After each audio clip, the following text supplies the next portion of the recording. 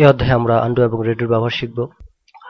আমরা যখন কোনো কাজ করি সেই কাজটিকে তাৎক্ষণিকভাবে পূর্বের অবস্থায় ফিরিয়ে আনতে আমরা আন্ডু ব্যবহার করতে পারি।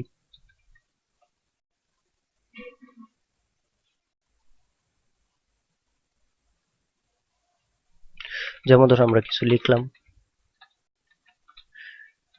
এই লেখাটাকে যদি আগের অবস্থানে ফিরিয়ে আনতে চাই আমরা সহজেই আন্ডু ব্যবহার করার মাধ্যমে আমরা আগের অবস্থানে ফিরে আসতে চাই। দেখতে পাচ্ছেন আন্ডু ব্যবহার করার মাধ্যমে আমরা লেখার আবাস্তবে যেভাবে ছিলাম সেভাবে কিন্তু ফিরে এলাম।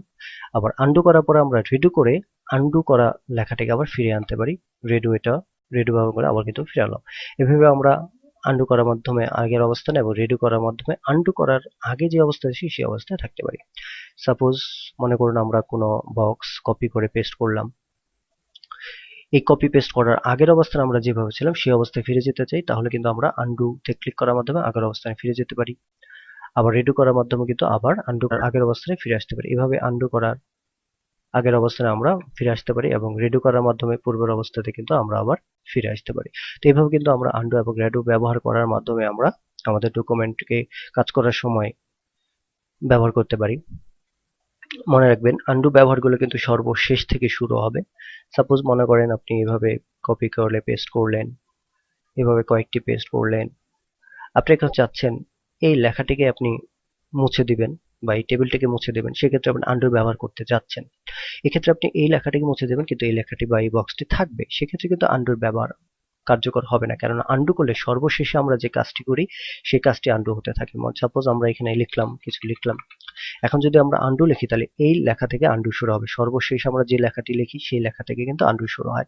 এক্ষেত্রে আমরা যদি আন্ডু করি তাহলে আমাদের বাংলাদেশ লেখাটি প্রথম চলে যাবে, তারপরে এই লেখাটি চলে যাবে, তারপরে আবার এই লেখাটি চলে যাবে, তারপরে আমরা আবার আন্ডু করে ফাইনাল অবস্থায় ফিরে যাব। যখন আর আন্ডু হবে না তখন কিন্তু এটি আর ক্যান্ট আন্ডু অবস্থানে ফিরে আসবে, অর্থাৎ ঘোলাটে হয়ে যাবে। আবার রেডো করার মাধ্যমে আমরা আন্ডু করা অবস্থানে ফিরে আসতে পারবো, আন্ডু করার আগে যে অবস্থানে ছিল। কিবোর্ডের মাধ্যমে আন্ডু ব্যবহার করতে হলে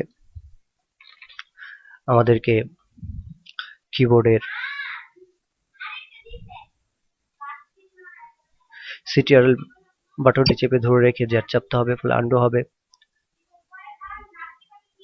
আর যদি আমরা রেডো করতে চাই তাহলে সিটিআরএল বাটনটি চেপে ধরে রেখে ওয়াই চাপতে হবে, তাহলে রেডো হবে। অর্থাৎ আমরা এখানে আন্ডু টুল ব্যবহার করে আন্ডু করতে পারি, রেডো টুল ব্যবহার করে রেডো করতে পারি, কিবোর্ড থেকে কন্ট্রোল প্লাস জ্যাট চেপে আমরা আন্ডু করতে পারি এবং কন্ট্রোল প্লাস ওয়াই চেপে আমরা রেডো করতে পারি। তো এভাবে আমরা আন্ডু রেডো ব্যবহার করে আমাদের ডকুমেন্টে কাজ করতে পারি। ধন্যবাদ।